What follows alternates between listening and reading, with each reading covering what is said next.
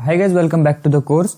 और ये हमारा PHP कोर्स का सेकंड ट्यूटोरियल होने वाला है और इसके अंदर हम लोग देखने वाले हैं कि आप अपने PHP कोड को किस तरीके से रन कर सकते हैं और जो भी सर्वर है आप उसको किस तरीके से इंस्टॉल कर सकते हैं और सेटअप कर सकते हैं। तो सारी चीज़ें जो आपके PHP कोड को रन करने के लिए चाहिए, तो सारा इन्वायरमेंट आज हम इस वाले वीडियो के अंदर सेटअप करने वाले हैं।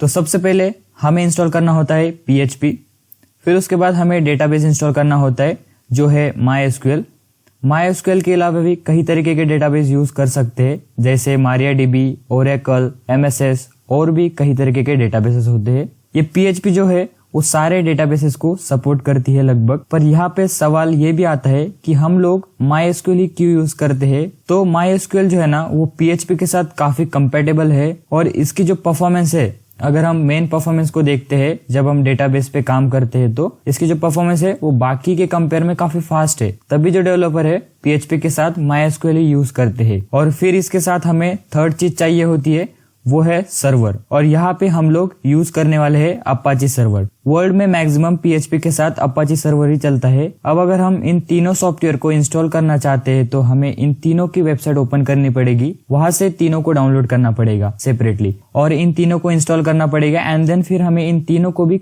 कॉन्फ़िगर करना पड़ेगा। तो ये जो प्रोसेस होता है ना इंस्टॉलेशन का, ये काफी लेंथी हो जाता है, इसलिए इसको कोई भी प्रेफर नहीं करता है इन तीनों को अलग अलग इंस्टॉल करने का। जो 99% PHP डेवलपर है वो थर्ड पार्टी सॉफ्टवेयर का यूज करते हैं और हमारे पास जो थर्ड पार्टी सॉफ्टवेयर है वो है WAM और Exam। इसके अलावा भी कई तरीके के सर्वर टाइप सॉफ्टवेयर होते हैं, मगर वर्ल्ड में दो सबसे ज्यादा पॉपुलर सॉफ्टवेयर है जो यही है WAM सर्वर और XAMPP सर्वर। ये जो दोनों सॉफ्टवेयर है इनमें से हम लोग एक ही इंस्टॉल करने वाले हैं बेसिकली, और वो एक ही सॉफ्टवेयर हमारे PHP को भी इंस्टॉल कर देगा और MySQL को भी और अपने अपाची सर्वर को भी, और तीनों को कॉन्फ़िगर भी कर देगा। तो आइए देखते हैं इनकी वेबसाइट खोल के कि इन्हें हम कैसे डाउनलोड कर सकते हैं और कैसे इंस्टॉल कर सकते हैं। तो हम लोग आ चुके अपने ब्राउजर पर और यहाँ पर आने के बाद आपको सिंपल XAMPP ऐसे सर्च कर देना है। सो जो आपको फर्स्ट वेबसाइट मिल रही है आपको सिंपल इसको ओपन कर लेना है। ओपन करने के बाद आपको यहाँ पर आप इसे विंडोज के लिए भी डाउनलोड कर सकते हैं और लिनक्स के लिए भी। अगर आपके पास मैक OS है तो आप मैक OS पे भी इंस्टॉल इसे कर सकते हैं। तो हम अभी विंडोज के लिए करने वाले हैं, तो सिंपल मैं यहाँ पर डाउनलोड पे क्लिक करता हूँ। जैसे मैं डाउनलोड पे क्लिक करूंगा तो मैं यहाँ पर आ जाऊंगा एंड देन यहाँ पर आपको इसके न्यू वर्जन यहाँ पर देखने को मिल जाएंगे। अगर आपके कंप्यूटर में बाय चांस कोई लेटेस्ट वर्जन सपोर्ट नहीं कर रहा है तो आप लोग इसका पुराना वर्जन भी डाउनलोड कर सकते हैं। सो अभी मैं यहाँ पर लेटेस्ट वाला डाउनलोड करने वाला हूँ, तो सिंपल मैं यहाँ पर डाउनलोड 60 बिट पर क्लिक कर दूंगा। जैसे मैं क्लिक हियर पे क्लिक करूंगा तो मैं इस वाले पेज पर आने के बाद मुझे यहाँ पर एक डाउनलोड का ऑप्शन मिल जाएगा। तो सिंपल मैं इस पे जैसे ही क्लिक करूंगा तो ये मेरा डाउनलोड हो जाएगा। तो जैसे आप इस exe फाइल को डाउनलोड कर लेते हैं तो आपको सिंपल इस पे डबल टैप करना है या फिर आपको ओपन करना है। जैसे आप ओपन करोगे तो आपको एक यूजर कंट्रोल से एक मैसेज आएगा, तो सिंपल आपको यहाँ पर यस क्लिक कर देना है।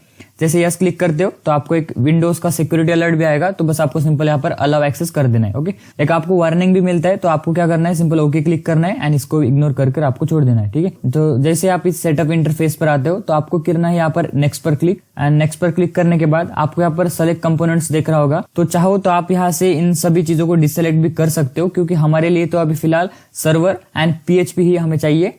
अगर आपको MySQL चाहिए रहेगा तो आप इसको भी सेलेक्ट यहाँ पर कर सकते हैं एंड देन अगर आपको नहीं चाहते कि बाकी भी इंस्टॉल हो तो आप इन्हें डिसेलेक्ट भी यहाँ पर कर सकते हो। तो अभी मैं यहाँ पर सिंपल नेक्स्ट कर दूंगा एंड जैसे नेक्स्ट करोगे सो आपको ये रेडी टू इंस्टॉल बोलेगा एंड देन आप यहाँ पर नेक्स्ट कर इसे अपनी पाथ सेलेक्ट कर लेना। तो मैं यहाँ पर C करने वाला हूँ मेरे C ड्राइवर के अंदर एंड देन यहाँ पर एक XAMPP नाम का एक फोल्डर यहाँ पर क्रिएट हो जाएगा। सो जैसे मैं नेक्स्ट करूंगा तो यहाँ पर ये अपनी इंस्टॉलेशन प्रोसेस को करेगा। सो विद इन मिनट ये आपका इंस्टॉल हो जाएगा एंड देन आपको यहाँ पर अगर आप चेक करते हो तो जैसे आप फिनिश करोगे तो ये आपका ऑटोमेटिकली कंट्रोल पैनल यहाँ पर ओपन हो जाएगा। नहीं तो आप लोग अपने विंडोज के अंदर यहाँ पर जाकर सिंपल यहाँ से भी इसे ओपन कर सकते। तो यहाँ पर अभी मैं इस सॉफ्टवेयर को ओपन कर देता हूँ। तो मैंने इस सॉफ्टवेयर को ओपन कर दिया है एंड देन आप जैसे इसे ओपन करोगे तो आपको कुछ इस टाइप का इंटरफेस शो होगा एंड यहाँ पर जब भी आप अपने प्रोग्राम को रन करने जाओगे या जब भी आपको अपने PHP कोड को रन करना होगा तब आपको यहाँ पर इस सर्वर को ऑन करना होगा। इसके अलावा आपका प्रोग्राम रन नहीं होगा। ये आपकी फर्स्ट स्टेप रहेगी जब भी आप अपने कोड को रन करने जाओगे। तो यहाँ पर अभी मुझे डेटाबेस की कोई जरूरत नहीं, तो मैं यहाँ पर सिर्फ अपाची को ही स्टार्ट करने वाला हूँ। देन मैं सिर्फ इस पर स्टार्ट क्लिक करूंगा तो ये ऑटोमेटिकली यहाँ पर मेरा स्टार्ट हो जाएगा।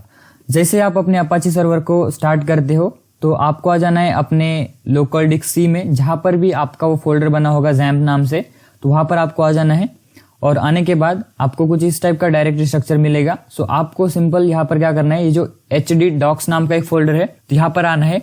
सो मैं यहाँ पर एक फोल्डर क्रिएट कर देता हूँ। यहाँ पर मैं लिखूंगा लर्न PHP।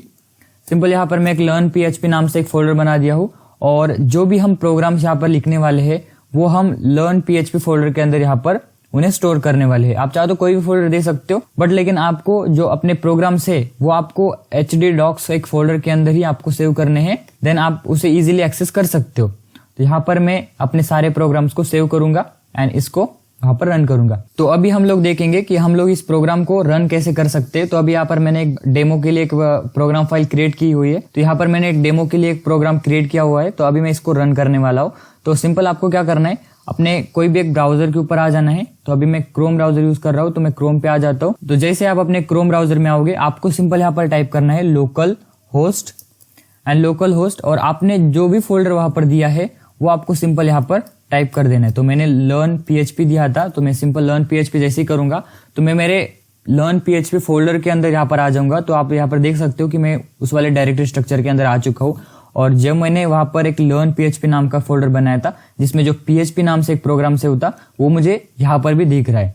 तो अभी मैं सिंपल जैसे इस पर क्लिक करूंगा तो ये जो मेरा प्रोग्राम है यहाँ पर ही रन हो जाएगा। तो मैंने इसके अंदर एक हेलो वर्ल्ड का प्रोग्राम लिखा हुआ है। तो यहाँ पर देख सकते हो कि वो स्ट्रिंग यहाँ पर प्रिंट हो गई है। तो आप लोग कुछ इस तरीके से वो प्रोग्राम को रन करते हो और इस तरीके से आप सेटअप करते हो।